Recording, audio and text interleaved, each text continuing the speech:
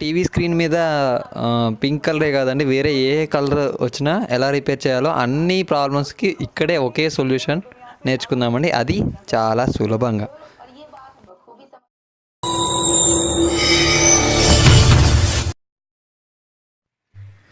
Hi friends, ఈరోజు మనం red or pink colour picture వస్తే మనం ఎలా రిపేర్ చేయాలో ఈరోజు నేర్చుకుందామండి. అయితే red colour picture are pink colour picture ఎందుకు వస్తుందంటే అక్కడ మనకు గ్రీను రావట్లేదు. గ్రీన్ రాకపోతే ఆటోమేటిక్గా పింక్ కలర్ వచ్చేస్తుంది. గ్రీన్ రాకపోతే పింక్ కలర్ ఎందుకు వస్తుందంటే అక్కడ బ్లూ అండ్ రెడ్ కాంబినేషన్లో అది పింక్ కలర్ వచ్చేస్తుంది అనమాట.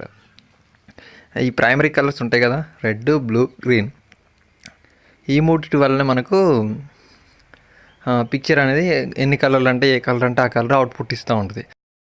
వోల్టేజ్ చెక్ చేసుకుందాం ఒకసారి.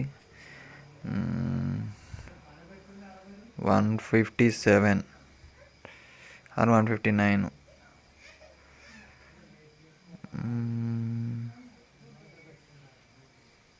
175,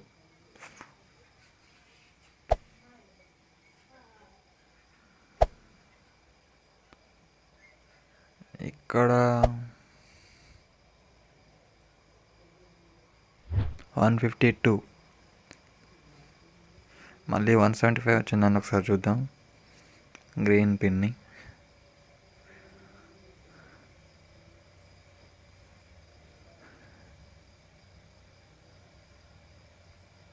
గ్రీన్ పిన్కి 175 వస్తుంది. ప్రాబ్లం ఇక్కడే ఉంది.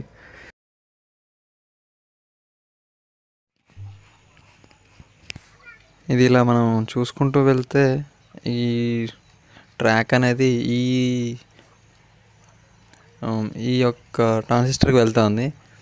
ఈ ట్రాన్సిస్టర్లో ప్రాబ్లం ఉంటుంది. ఒకసారి చూద్దాం.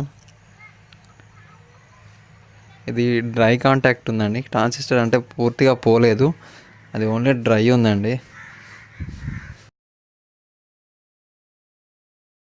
ఒకవేళ డ్రై కాకుండా ఇంకా మరి వేరే వచ్చినప్పుడు ఎట్లా అంటే మనకు పిక్చర్లో ఏ కలర్ అయితే రావట్లేదో దానికి సంబంధించిన ట్రాన్సిస్టర్లు, రెసిస్టర్లు, జీనార్లు చెక్ చేసుకోవాలి.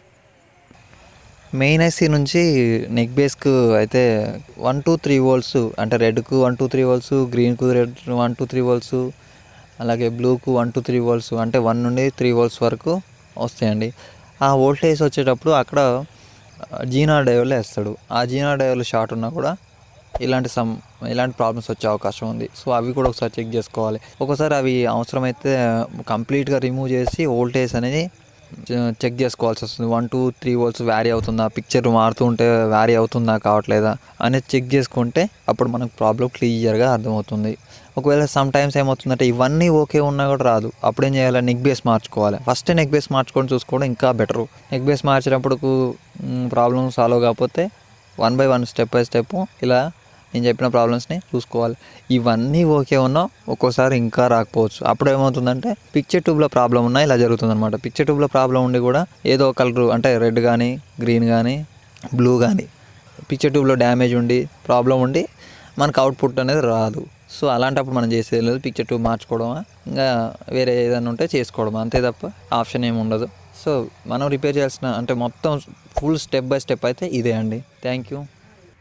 నా ఛానల్ని ఇంతవరకు సబ్స్క్రైబ్ చేసుకోకుంటే ఖచ్చితంగా సబ్స్క్రైబ్ చేసుకోండి. సబ్స్క్రైబ్ చేసుకోవడం వల్ల మీకు ఇలాంటి రిపేరింగ్ ట్యూటోరియల్స్ చాలా నేను ఇవ్వగలుగుతాను. ఇవే కాదండి, టీవీ కాదండి, కంప్యూటరు, ల్యాప్టాపు, సీసీటీవీ ఇన్స్టాలేషను లేదా రిపేరు, ఎవ్రీథింగ్ ఎలక్ట్రానిక్స్ సంబంధించిన ప్రతి రిపేర్ నేను మీకు చెప్తానండి. సో తప్పకుండా సబ్స్క్రైబ్ చేసుకోండి. సబ్స్క్రైబ్ చేసుకోవడం వల్ల చాలా హెల్ప్ అవుతుంది ఛానల్కి.